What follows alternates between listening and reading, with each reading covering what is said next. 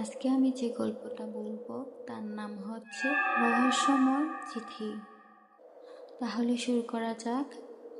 শহরের এক কোনায় পুরনো এক নির্জন গলির শেষে দাঁড়িয়ে আছে একটি জরাজীর্ণ দোতলা বাড়ি।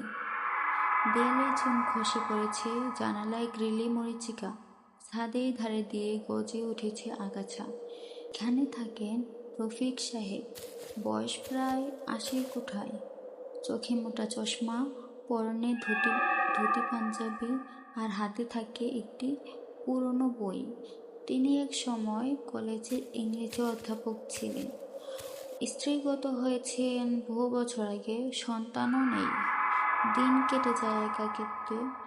বই আর স্মৃতির মাঝে তার এই বাড়িটা যেন সময়ের কাছে হেরে যাওয়া একটি গল্প, আর তিনি তার একমাত্র পাঠক।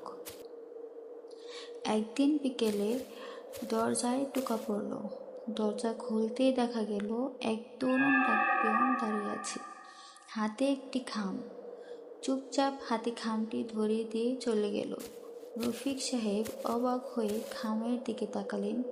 প্রেরকের নাম নেই, শুধু লেখা আছে, রফিকউদ্দিন সাহেব, সময় এসেছে। চোখের চশমা এঁটে তিনি চিঠি খুললেন। ভিতরে একটি সাদা কাগজ, লেখা খুব ছোট, তবুও স্পষ্ট। 2 দিন পর রাত 12টায় আপনি একজন পুরনো বন্ধুর মুখোমুখি হবেন, প্রস্তুত থাকুন। তার গা কাটা দিয়ে উঠল। কে এই চিঠি পাঠালো? কার কথা বলা হচ্ছে? এত বছর পর কেউ আবার ফিরে আসছে? তিনি জানেন, এই জীবনে কিছু রহস্য কখনোই মুছে যায় না। আজকে এতটুকুই। পরবর্তী পর্ব পেতে হলে লাইক, কমেন্ট, শেয়ার করুন, আর হ্যাঁ, সাবস্ক্রাইব করতে ভুলবেন না।